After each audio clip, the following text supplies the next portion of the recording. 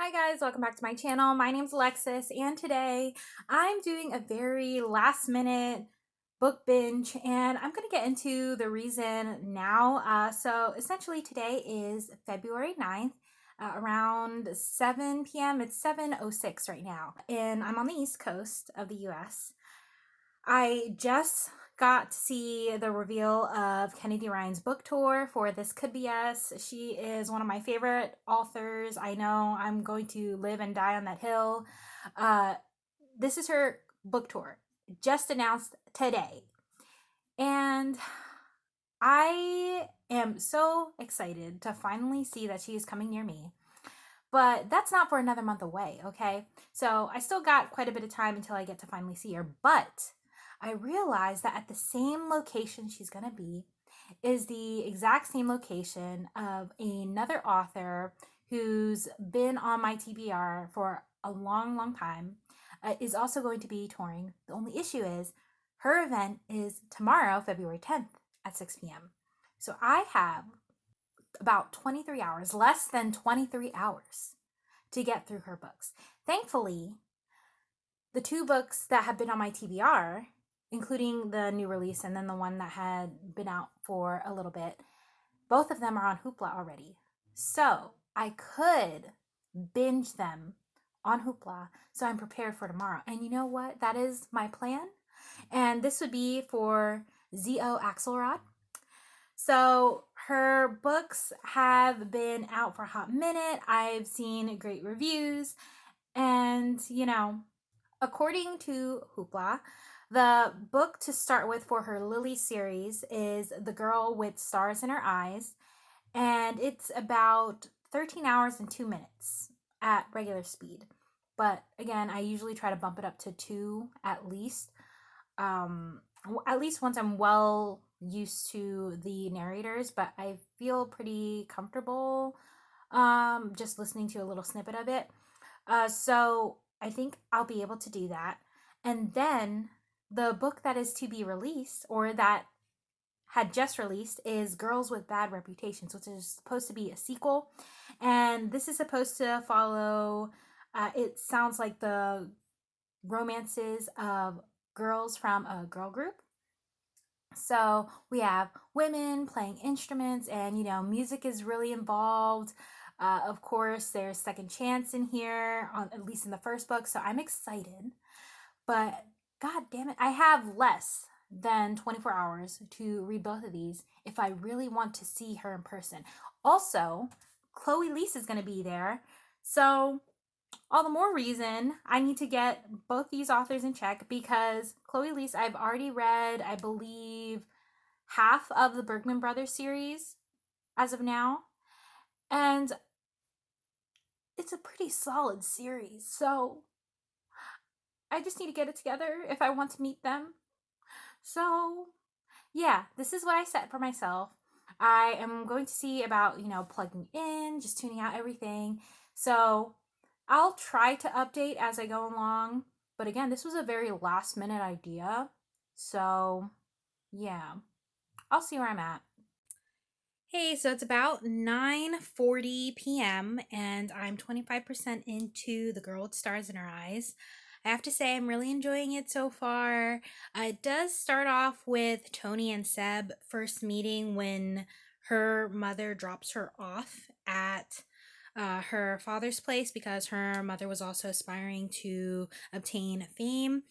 And it does give some flashbacks here and there, but not so much. It mostly focuses on present day when Tony is in Philadelphia and during one of her hired gigs to fill in for another musician. She does run into Seb because she was being dismissed and he was being hired in her place, kind of dismissed in a disrespectful way, even though there was clearly someone else supporting her in her position. She was dismissed for, really, she was being dismissed for discrimination. As a woman of color, being underestimated in her profession, considering it's a predominantly male profession. So relate. And I really enjoyed the fact that Seb was eager to see her again and wanting to talk to her, but of course she was very standoffish. So seems to be a second chance romance. We're getting hints into Seb's life as a kind of manager to the Lillys, which is a girl group. And it seems that there are issues among the group because of one particular member having a substance issue and management. So, yeah, they're looking for someone to be her temporary replacement. And I guess that's where Tony comes in because she just went through her audition. And of course, it went well. So, I'm excited to see where it goes from here. And yeah, just wanted to check in. So, really enjoying it so far. I'm right now at 2.5 speed because I want to be able to have enough energy for both books to get their just works. So, yeah, I'm determined to make it to in person tomorrow, assuming I still have the energy, but I'm counting on it. I'm praying for it. But that's it for now. Okay, so obviously I have another change of position. It's been quite a few hours. Your girl's getting in and out of sleep, but I'm determined to finish it. And I'm a little past 50%, around I think 52% on this book, and it's progressing, but it still feels relatively recent to what was going on around 25%. We have Tony getting more into the groove, being with the group in their jam sessions, and of course, she signed the contract. Seb is warming up to her more and he apologized. Tony's open to it, or at least she's not giving him the cold shoulder entirely anymore. We still have some flashbacks from when they're younger, so it looks like it will continue to have those little moments sprinkled, but I'm not too sure. It's kind of like giving me tingle feelings or like butterfly feelings, fluttering. Um, so yeah, that's kind of where I'm at right now. Not really too much more to share. Of course, we're getting introduced more to the other group members, which I really enjoy. I already know Michaela, who is another band member, is in book two. Uh, and yeah, her character is, I can see to be a favorite. But all of the group members have their own quirks and interests. So yeah, I can see myself getting into book two as well. Um, but I gotta finish Tony and Seb's story first. He was also described to be compared to um, a musician whose name is blanking on me right now. Again, it's like 12:35 a.m. and I'm already getting tired. This is what happens. But I did this to myself and I'm not gonna stop. So yeah, I'll probably check in again around 75% or so, give or take a couple, because it depends on when the chapter ends. And I don't want to just be abrupt at those percentage marks. So yeah, BRB. Good morning. So it's around 10:35 a.m. on February 10th. I just finished The Girl with Stars in Her Eyes, and I have less than 8 hours to get into and finish the second book, but I really wanted to share quickly my thoughts for the first book. I'm still going to let it simmer afterwards, but I did want to share before getting into the second book that I enjoyed this. It's a rock star romance. It feels like the stakes aren't really that high. At least it's not a lot of drama out of, what is going on with the band and issues that they're having. It's sort of glossed over the issues that Seb had with his father following the passing of his mother. And in terms of Tony, her mother was very much neglectful, chasing fame, and leaving her with her father, who didn't show really any interest in her. But later he starts to pop in now and then. And I do kind of wish there was more time given to those relationships as well as the band group. It seemed more focused on the band. And then Seb and Tony's love story is a subplot. It takes a very long for them to even get together. It, I believe, was around 75% do they even kiss for the first time. So, yeah, I'll go back into my notes and just see how far into the book exactly it really develops, but it's very much trying to maintain that distance because of a clause in the contract. And Seb also had history with one of the other band members who is posing a problem for them. But overall, I'm going to say, as of my feelings now, I give it between 3 to 4 stars. I might round up. I'm not sure yet because it just really depends on how my feelings go afterwards, if I think it'll linger with me a little longer. But right now, it's definitely a typical romance drama with a little bit of comedy. It didn't always hit the mark for me on the humor. I got a couple chuckles in, but would I say I got it on the first try? Probably not. I had to rewind a couple times in order to understand some of the humor, but yeah. Sorry, don't mind me trying to gather my thoughts. I kind of am just trying to process it as much as I can. I ended up speeding it up a little too. Normally, I try to keep it around 2 times speed, but I was able to gradually go up to 3 times speed because Hoopla does give you those custom settings. So, yeah, overall, between 3 to 4 stars, there is, a lot of tiptoeing around each other. There's some flashbacks, but they're very minor, and not a lot of time was put into the past as the present because I guess it's just, as if they're remembering little moments of each other um, before coming back to reality. But yeah, I'm intrigued enough to go on to the next book, and it's going to follow Michaela, who is the drummer for the Lillys.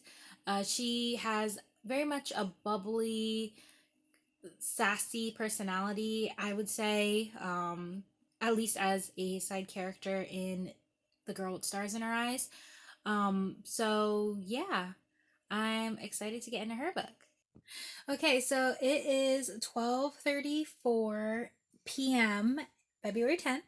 So of course same day, and I am now up to I think a little over 3 times speed. I'm really trying to get it done. But I finally reached the 25% mark in Girls with Bad Reputations. And I gotta say, I am enjoying it more than book one. I love the fact that Ty and Michaela clearly have a bond over similarities that they have, their interests, they have this attraction. It is acknowledging their backgrounds more as well.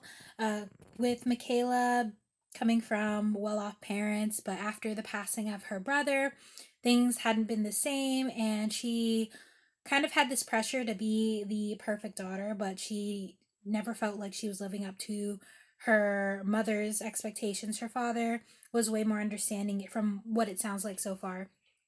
And her mother is a renowned author of children's books that appear to be inspired by Michaela, but instead, the children's series that her mother writes is more so an idealistic version. So yeah, there's that kind of unfortunate dynamic for her and her mother, and not wanting to be home as much because she does sense like they, of course, still miss her brother. He had passed away when she was 15 in a car accident, and he was also a drummer, also a musician.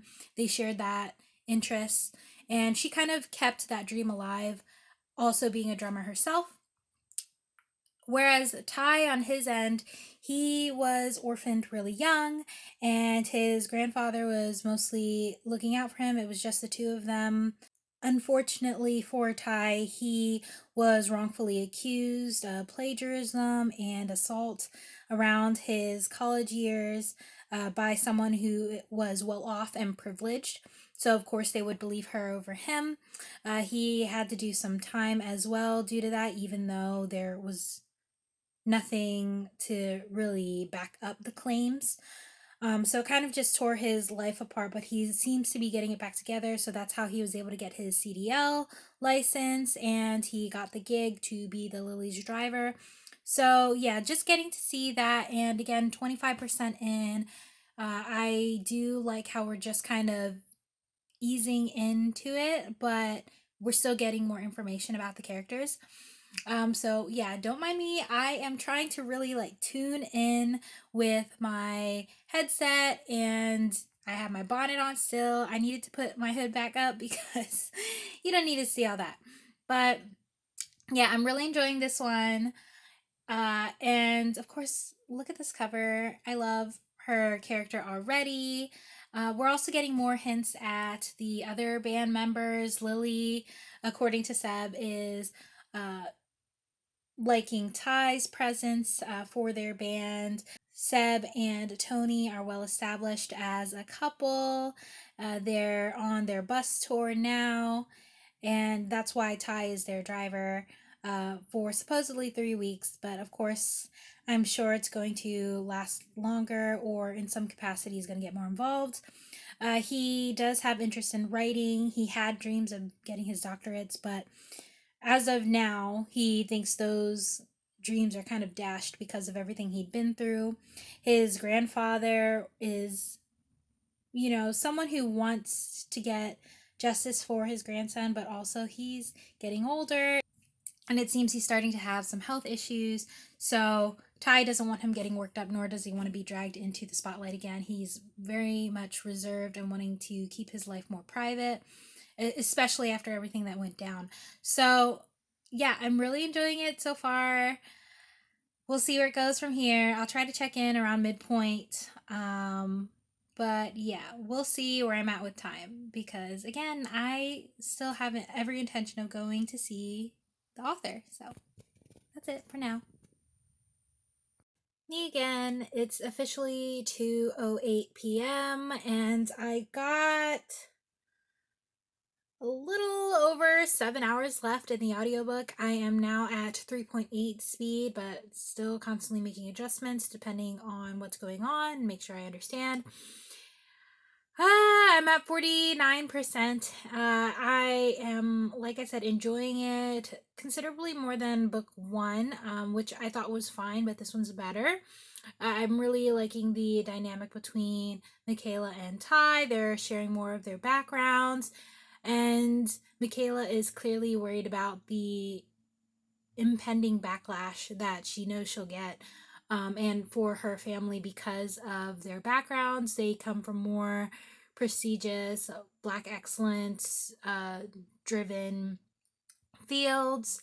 Her mother is very much about their image for the public, and especially after Zach's passing, her older brother, in a car accident when he was on the road for his band. Her mom doesn't have any happy feelings when it comes to being a musician and pursuing that life. So she had never told her family, and nor do her bandmates know. So yeah, just eventually the truth will come out. Jordan, their lawyer, who was also in book one, and I enjoy his side character as well. But he is being upfront with her, like, hey, you need to think about how this comes out, because it will eventually, and you can kind of control the narrative, at least with her close family and her bandmates. So I'm curious how it's going to play out. Of course, it's considered different levels of respect. They kind of maintain this prestigious look as a family, but she knows for a fact that if it becomes public, her background and what she pursued instead of finishing her education. Despite being as intelligent as she is, she chose to pursue a life that she knew would not fully be accepted by her mother specifically. Her dad was very proud of her. He seems to be more in the know of what's going on.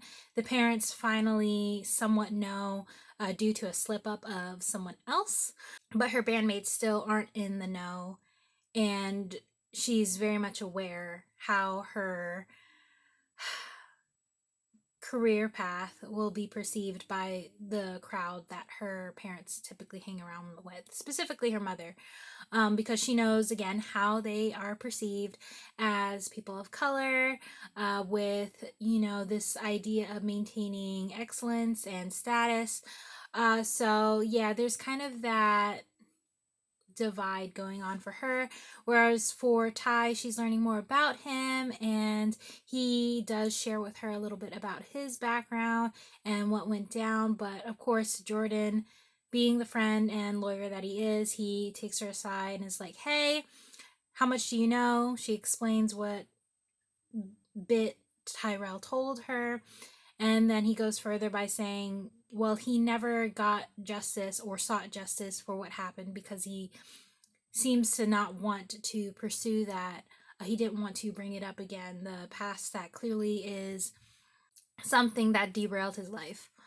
So yeah, I'm curious how it's going to move forward. I'm enjoying it, as I said, hoping to still make it in time. I already set my timer, hopefully for around 4 o'clock, so I'll start getting ready and head into the city and all that. But yeah, that's it for now. Hi guys, I'm back. As you can see, I took much inspiration from the cover of this book, and I still have about less than 2 hours in the audiobook, but right now I'm at 3 times speed. It is almost 4:30 p.m. and I'll have an hour and a half to get there. I'm pretty confident I'll be able to finish, but I probably won't be able to share my thoughts until after the talk. For now, I'm at 87% or so. There's a lot of discussion around the friendship and the fallout from a former bandmate. So, yeah, I am enjoying that aspect here, and a relationship became official for Ty and Michaela. I am eager to see how it plays out some more. Yeah, that kind of is all I have time to share for now. Maybe I'll share pictures afterwards with the authors. I don't know. I never met authors in person before that I admired, and I'm really enjoying this book. So who knows? I'll share later. So I just got back home from the talk with the author, and I gotta say, it made me appreciate this series so much more. But instead of having pictures, I might as well show them to you because I did get those books. Now, first off, The Girl with Stars in Her Eyes. This one, as I mentioned before, follows Tony and Seb. This does lean more toward fiction, in my opinion, and focuses on the friend group that develops found family aspect in here that is the foundation in this book. Although each book does technically follow a romance for one of the band members, this one also serves as the introduction and how the band really comes together, or in this case, how Tony ends up joining the band. This also includes her love story with Seb. Seb was from the same small town that Tony arrived at because her mother was basically ditching her to pursue fame, and she was dropped on her father's doorstep, whom she hadn't seen in years. Seb was kind of the boy across the street. He was a year and some months older than her. I believe 18 months is to be exact. But they had always been there for each other. They were each other's rock. And then one day, Seb up and left without a word to Tony. So, of course, that left her trying to figure things out on her own. And then 8 years later, they run into each other because of gigs that they were a part of, and they ended up running in the same circles. The more I sit on it, the more I appreciate the world building of these books and how this was very much a foundation. There's the band member who ends up getting sidelined in this story because of her actions, and Tony is the one to take her place in the meantime. So, yeah, I did enjoy that in here. I don't want to share too much about it, but you know, good vibes. I have good vibes. And also, this matches the makeup as well. I did not realize that. I was mostly thinking of the second book, but you'll see in a moment. And of course, I got it signed. It even mentions the location for Barnes and Nobles, and this author is a Philadelphia native. So that was nice to hear more about the backstory as well. And then, of course, the newest release, Girls with Bad Reputations. This one follows Michaela and Tyrell, or Ty. Michaela does come from a well off family. Her background, however, is not very accepting of her, specifically her mother, especially following the passing of her brother. Her parents, mostly her mother, had high expectations for Michaela, but didn't really see her as someone who should be pursuing music. She thought she should be doing something more with her life, something that would be more distinguished. And just seeing how Michaela really used drumming not only as her own passion, but as a way to connect with her brother who passed away at a really young age and too early, and also under the circumstances, you can see why they ended up choosing the paths that they did. And her father is very much a kind of middle ground, not really wanting to contradict his wife, but also not wanting to hurt his daughter and trying to be their rock. So yeah, I really enjoyed that dynamic in here. Whereas for Tyrell, he was orphaned really early and raised by his grandfather, whom he still is very close with.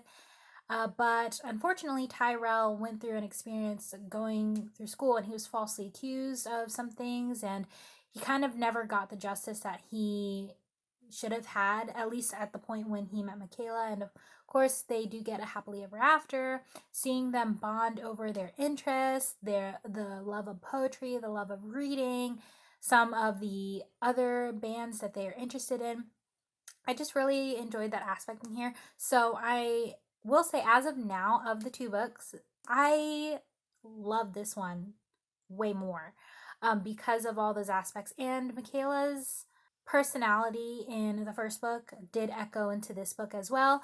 We also got to see more about Tiffany and Lily, who are the two other members of the band that will be getting the third and fourth book. I appreciate that it was mentioned during this talk as well, other aspects. So this one, there you go, I got it signed. So yeah, of these books, I will say that I will continue this series. As of now, books 3 and 4 are going to be Tiffany and Lily. Lily is the band leader in a way. I mean, it's called the Lillys, but it's very much a balance too of collaboration for the girls. So it's just really delightful to see, and I look forward to Tiffany's book because, again, we kind of got hints about her background in book 2 for Kayla's book. The author did share a poster at the chat as well, so I'm just going to pull that out. I did kind of bundle it a little bit here, but let's see. My only thing, okay, it was rolled up, but meet the band. So got the Lillys, and then we have the characters, the top two. We have Tony and Kayla, and then Tiff and Lily. My thing about this, though, I appreciate this. It's signed. My comments about it, though, would be that it looks a lot like Winx Club, if anyone remembers that series.